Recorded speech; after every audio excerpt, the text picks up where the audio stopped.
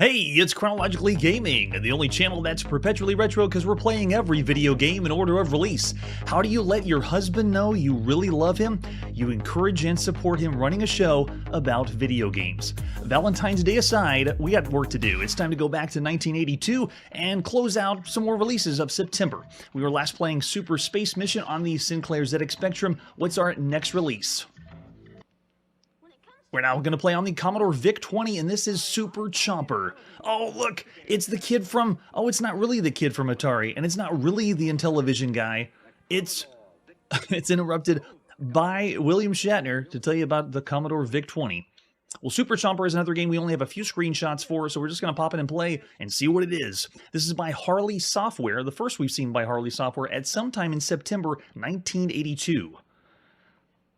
So we're going to boot this up on tape, and I'm going to be fast-forwarding to see if we can get through. Yes.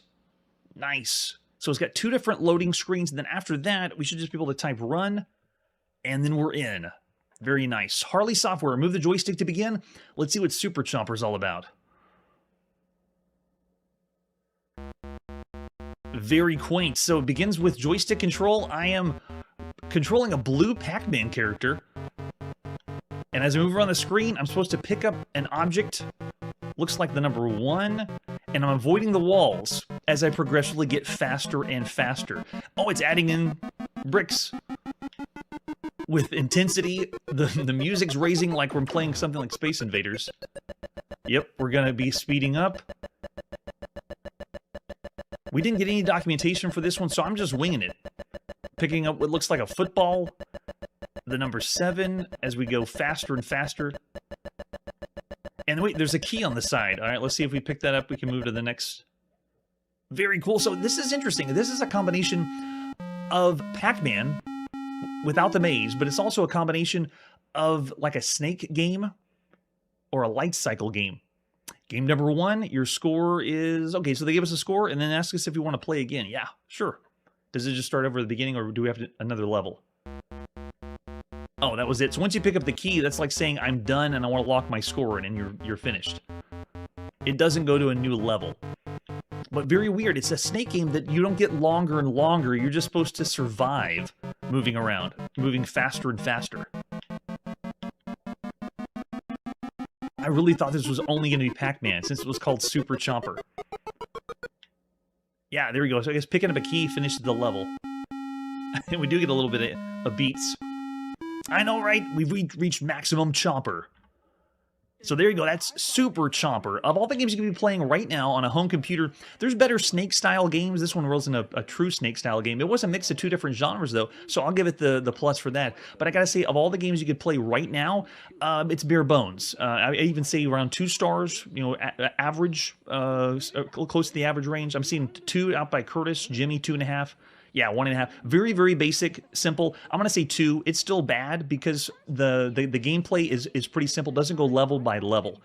But I like the idea of them switching up, combining 2 different things together. Yeah, and Brian's with me on 2 there. Let's see what our next release is. We're now going back to the United Kingdom to play on the Acorn Atom. It's still surviving, that little computer. Oh, and there he is, Chris Curry and Herman Hauser, the creators of Acorn. This is Tangled on the Acorn Atom. And I was going to say, we're never going to have any problems loading games ever again, but then just last episode, a game crashed in the middle of loading the tape, so you never know what might happen. So this is Tangled. All I have for Tangled is a cassette tape. That's it. This is another one by A&F Software. We've already seen a few releases by them, mostly on the Acorn Atom and the ZX81. One of the last big ones we played was like a puzzle game that you had to go find in real life. So I have no idea what Tangled's going to be like. Let's pop in and play Tangled. This is sometime in September 1982. All right, so first things first. You take your tape, you load up the tape, you pop it in your Acorn Atom, and now you pray that everything comes to plan after the load. Make sure you type it very slowly because you are on the Acorn Atom. Ready? Fingers and toes crossed, and go. All right, first step complete, and then we run. Okay, we're in. The game's on. So we can play 1 or 2 players. If you do 2 players, it's 2 players simultaneous, which blows my mind on the Acorn Atom, crowding around the small computer with a friend. But I guess it's doable. I'm going to go ahead and do one player right now, and we can select our skill level next, which I believe we got novice, amateur. Okay, so I'm going to start with novice. All this is speeding up how quickly the game's going to go. Okay.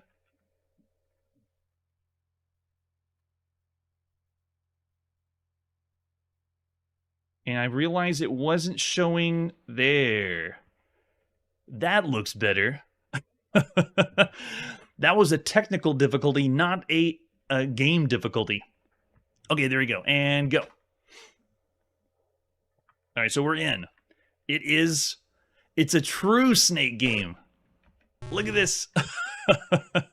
So I'm playing against a computer, which is kind of bizarre. Usually I don't play a computer character in a lot of snake games. Oh, and it's using the very old trope with a snake game, which is if you go the wrong direction, like if I go back into the snake, it will cancel me out. Let's see if it'll let me go. Oh, you gotta be really quick. Even the computer on novice is very tricky. All right, let's try it again. Okay, there. Yeah, if you pull back into your own snake, then you die, which we've already seen some more advanced snake games that allow you a little more freedom to move around. But this one, yikes. Very, very simple. Trying to beat the computer up. It'd be fun to play if you had a friend. So there is a difference between this game and Light Cycle games. Light Cycle, obviously getting very popular from Tron. This game is similar to picking up objects. And every time you pick up an object, you get longer and longer. But the Light Cycle variant is where you are essentially always getting longer. Your trail just continues until you can block someone else in. So this one is our 21st snake-style game we've ever seen. And not to be confused with Light Cycle, just snake games. And the very first one we ever saw was in May 1977 with Hustle. That was the first true snake-style game we ever saw. And since then, Hustle was ported to the TI-99 home computer, which was a 4-player way to play Snake, which was really, really fun. Great idea. So far, we've seen plenty of Snake games like this one. Games that have played better, smoother than this. This is obviously keyboard-controlled only, not joystick, but we've seen other games you can play with a friend. Yes, it is true. Better than that, definitely. At least the last title we played. So there are some better ones out there, like Snake Out on the VIC-20, that are multiplayer Snake games, and then Blockade on a Coco that we played in July 1981. Yeah, so there could be better titles to play than this one. All right, so there you go. That's Tangled on the Acorn Atom. It is honestly fairly average for everything you can play right now. I'm thinking it's a 2-player at the same time game, and considering the other games you could play on a home computer, this would be pretty fun, especially in the United Kingdom. Yeah, oh, nice. Great colors, Manly. I love it.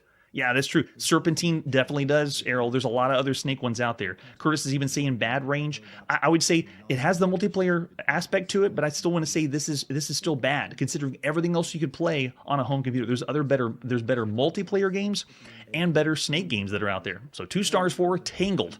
The Acorn Atom is still pushing it, though. I like it. And some fairly middling 2.5 stars from Jimmy, Brian, Scruffy. Very nice. Yes, don't make a mixtape out of it. We'll never be able to play Tangled again. Well, at least this one loaded for us. All right, let's see what our next release is. We're now going to play on the TRS-80 color computer, and this is Tennis. So Tennis is a cartridge version of the very first tennis game you could play on any home computer. And I verified this. I had to check this on a few sources. This is the very first on any home computer you could play. Now, there is Tennis Match. That was on the Intel 8080, but that was a text-only typing in your commands to play tennis. There's obviously all those Pong games that said you're playing tennis, you know, the ball going back and forth, but I'm talking real tennis with graphics, not just ball and paddle, not Pong variant tennis. This is the first true tennis game on any home computer. And of all the games we've seen so far, this will be our 13th tennis game. I mean, real tennis games. So this is going to be hard to compare because there's no other computer games you can compare this to. This is the classic box we've seen on the TRS-80 in cartridge form. Do we have any other artwork for Tennis? Yeah, there you go, just the cartridge. Yeah, I didn't know either. It blows me away. I had to do a lot of research to just see. There has to be other tennis games. There's other ones that boast they are tennis, but they're essentially just ball and paddle. Let's take a look at the manual for tennis. So I guess what we're going to have to compare this to is all the other tennis games you could be playing on home consoles. So consoles already have lots of tennis games. You know, Intellivision has tennis. The Atari VCS by Activision has their version of tennis. The Creativision has a really good version of tennis. And then in the arcade was Pro Tennis by Data East. So we have arcade. We even have handhelds with tennis, but there is no tennis on any home computers that look like this, or at least play like tennis. So there's our loading instructions. You can play with a joystick, and this allows you to play with 2 people. And if you don't have a second person with you, you can play against the computer. If you play in beginner mode, you just have to move your player by where the ball is. But in expert mode, the ball travels faster, and players have to press a button to return as well. So it almost plays like in beginner mode Pong, because all you got to do is move your character around, and the ball automatically goes back. So it shows us how to play, pick the difficulty level, and then our scoring. Got to have the score in 1982. Each player scores on the edge of the screen. There it is. And to win, a player must win at least 6 games. The strategy is strategy for tennis. Who knew? You wait for the ball to return to your court, send your player. They'll be ready to meet the ball. If your opponent's on one side, they're actually giving us tips on how to play. But yeah, it's pretty easy to pick this up and play. All right, so then you can break the game if you want to. And then the end screen. Very, very simple. Probably didn't need a manual for instructions, but cool that we had it. Let's pop in that cartridge and play tennis. This is by Image Producers, published by Tandy Corporation at sometime in September 1982. So here we go. Our screen gives us 1 player versus computer, which is what I'm going to do. Ready and go. I'm going to go with expert mode because I want to push the button to return, not just move my character around. All right, here we go. So it begins with the serve. I'm at the top of the screen as the red tennis player. I guess the bottom player is tennis, so I'm the top. You go by the ball, and then when you're ready to serve, you move it and hit the A button to smack. Oh, it's really fast on expert mode. All I did in my playtest was beginner. Yeah, it is really, really quick. I have to get in the game. The computer is destroying me. But I love the viewpoint. The diagonal down perspective looks really cool. As far as where the ball's going to go, I'm not directing it. It has nothing to do with my English or how I'm putting spin on the ball. It's just going to go wherever it wants. And then whenever we switch to the other side, oh, they didn't even give me a chance to move to the other end. Oh, they're not following the rules of tennis either. So now I'm at the bottom of the screen, and they switch up the serve. So whoever's serving is always at the top of the screen. Let's see if I can move in. You can go close to the net. But it just bounces back and forth. I got to get at least 1 point. Maybe it's because it's expert mode. Yeah, it's not following the true rules of tennis where whenever you serve, you have to make it land in a certain spot. Yeah, it depends on where your player is, of where you're going to spin it. So yeah, there's a little nuance to it. It's not random. It depends on where your player is placed. But after playing the tennis games on home consoles, I'm used to a little bit more nuance to how you control the tennis player. But I really can't complain because this kind of tennis, this game, there's nothing else on any other home computers that look like this. It's interesting which video games are popular or found on consoles and which ones are found more on home computers. No, I need to hit the computer player. So now I'm back at the bottom of the screen, and look at that. That's so unfair. They start me at the other side, the wrong side. I'd be doing the serve, and even whenever they serve, it ends up going on the other side of the court. So forget everything you know about real tennis. I can just imagine real tennis players complaining when they bring the game home and they're like, they're not serving it in the right place. Like even that should have been a fault. Yeah, the control isn't super tight, but again, I'm comparing this to console games. There's lots of console tennis games, very well done ones out there, and this one is the first foray into this perspective and playing this way. I'm also playing on expert, so maybe I should have had more practice. Look at this. You can play at the net. And I think we're at a standstill. I felt this way when we played Activision's tennis on the Atari VCS. I didn't rate it super highly because of this. How you can be just stuck in an infinite loop just because the computer is really good. Oh, that's true. It's coming up really close, Brian. So we should be seeing those by the end of the year. The real sports line. Look at that.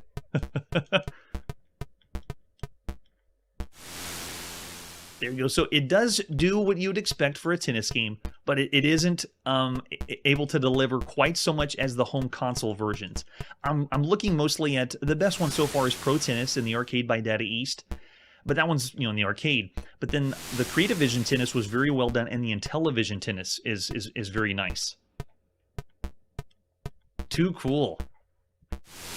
So I'm going to stop it there. Tricky to rate that because there's not any other tennis games to rate it on. So I'm just going to base it on just the fun of computer games you'd be playing right now. I'm already looking in the chat and seeing 3.5. Obsidian Arcade says it's above average of all the games you can play, and that's kind of true because it's the only tennis game. I see Chiptune throwing out 3 stars. I actually have to go, because of the gameplay, I'm going to rate it the same I rated Atari VCS Tennis. Activision. So I'm going to see 2.5 stars of everything you could play right now on a home computer, because when you got this game and you're playing it, you wouldn't have as much enjoyment because there's not a lot of change on where the ball pattern is going. It's almost like you're playing Pong against a computer that's really, really good, so there's not a whole lot of gameplay there. Brian's with me on the 2.5, but mostly average though. A lot of 3 stars I'm seeing in the chat. Very interesting though that this is the very first tennis game. So cool, but I gotta say, of all the games you could play on a home computer, it's really not the average of video games. There's better games that you could be playing. Yeah, gameplay's gotta be king, Errol. I'm with you there. All right, after tennis, let's see what's next. Oh, it's time to play some handhelds. This is Tennis Menace that we're gonna put in the palm of our hand. Let's take a look at the box. So this one is this is the French Ludotronic version of it, but this is originally by VTech. VTech did a Time and Fun series of handhelds to kind of rip off the Game & Watch by Nintendo.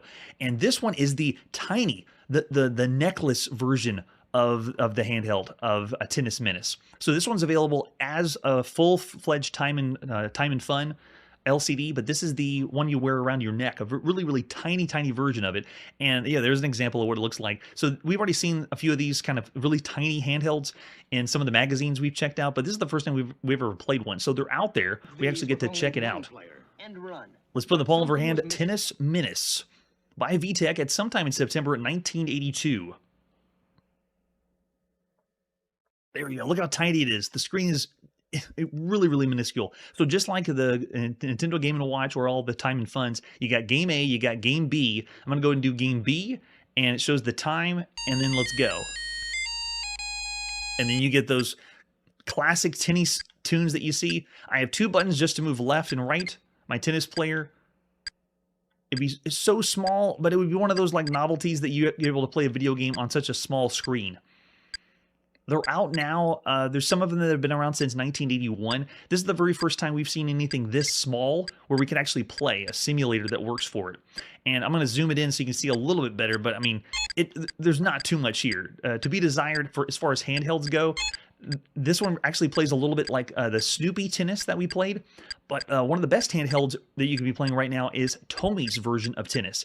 It allows you to move across the field almost like in television, but it's still an LCD game. This is essentially the same idea as all the Nintendo Game & Watches. You know, you're juggling things, trying to keep them going. But it still feels like we're playing tennis, moving left and right. How long can we keep it going? And so you'd have some fun wasting time with this one. Yes, Chiptune, I'm still with you there. This is still fun. And it's just cool thinking that you can play a game this tiny.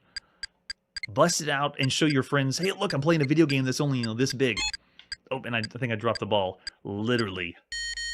There you go. 3 and you're out. So won't play too much more of that. So Tennis Menace, there are better tennis games you could be playing on a handheld. Even Snoopy Tennis, I would give the nod as saying it's better to play than this one. And then Tommy one would be at the top of the top as far as tennis in the palm of your hand. So of all the games right now, though, for handhelds, since this is so small and because we haven't seen as many of them, I would give this an above average rating because of the quaintness of a tiny handheld. So I'm going to say 3.5 stars of all the handhelds right now you could play. Chiptune's throwing out just average. Brian saying average. Yep. Oh, that's right.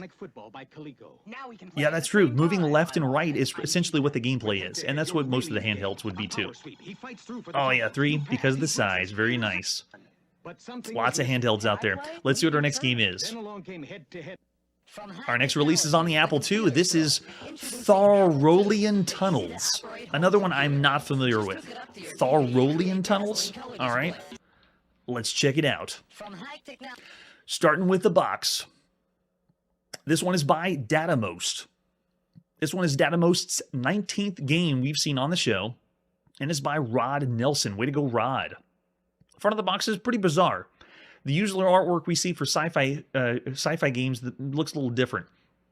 It almost looks like we're playing something like Caverns of Mars, going down, blowing stuff up. Let's flip it over the back. Thoroughlia, thought to be an original headquarters of those legendary adventures, the Kleiman, the center planet of the metal universe. When other pilots speak of the place, you imagine a multi-tunneled nest of robotic termites swarming with sharp stingered fighter planes and dropping fireballs. The Kleiman burrowed here like insects to plant their industries and defense systems. Now all that's left is the robots. Oh man, yeah. It's an arcade adventure game is what they describe it on the box. It's really not. Using paddles or joystick, and it looks like we gotta go on a bug hunt. The computer store. What else do we have for Thoroughlian Tunnels? So 2 different options at the box. Both say it's only $30, and you need 48K on your Apple II. Yeah, I know, it looks like a cover of a war game. Look at the back, it looks more like a war game. At least the alternate box. Our interstellar expansion will come to a halt unless you can blast through the swarms of automated ships, enter the devilish Thoroughlian tunnels, and fight your way through the planet's center. It will take uncommon dexterity and speed to master the tunnels and destroy the robotic defense system. Perfect, because I am a master at uncommon dexterity and speed. There's our 5 1/4 floppy disk. We're going to do to play on our Apple II. This one is only on the Apple II. It is nowhere else. The only place you can play this is right here. Let's pop in and play Thoroughlian Tunnels at sometime in September 1982 by Datamost.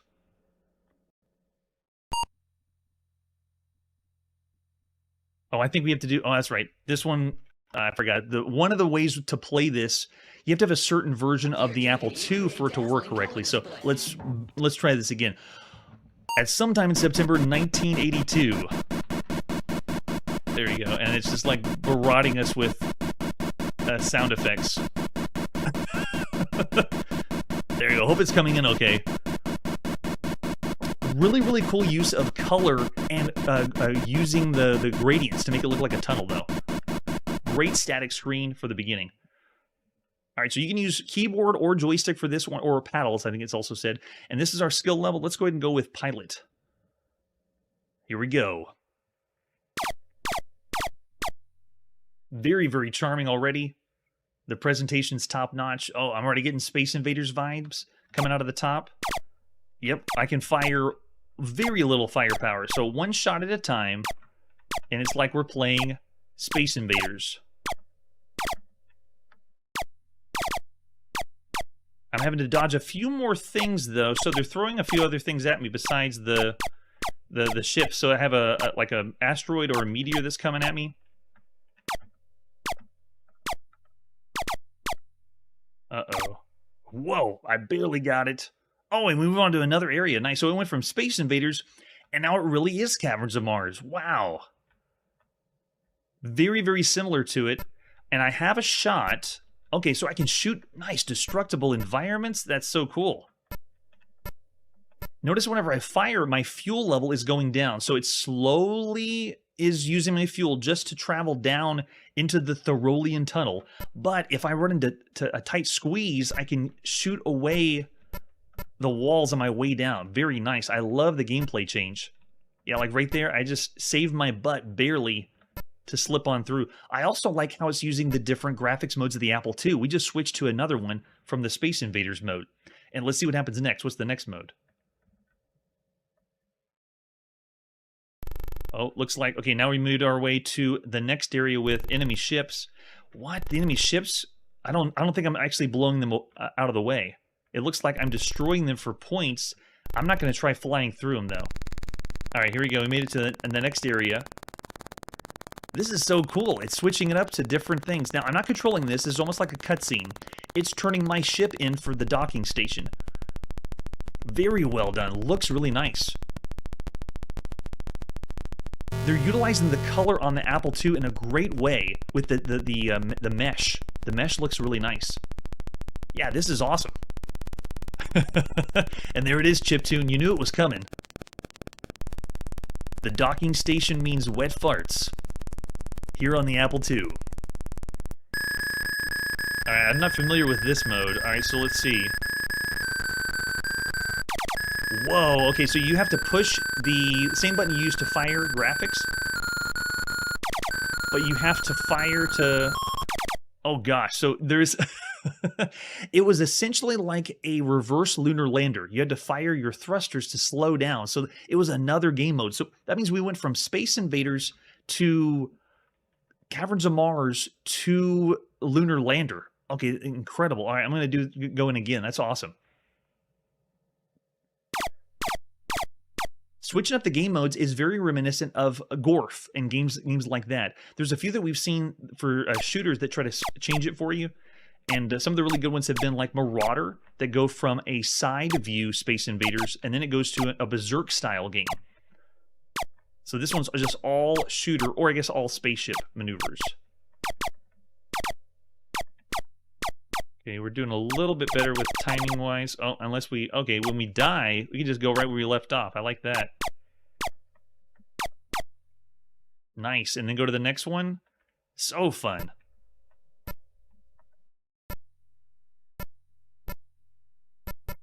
So this starts to feel like it's going to be the norm with arcade games. We had this long span of arcade games on home computers that essentially were one game mode. One thing, and you know what to do on the screen, and you just keep going. Oh, I blew up and hit the wall. Darn. I know, right? This seems awesome. A mixture of so many great games into one. And I also need to tell you, the control is very well done. Look how smoothly the ship is moving, and it responds so well. Even on just the normal Space Invaders, moving left, right, and fire felt good. And then this one just feels really, really smooth.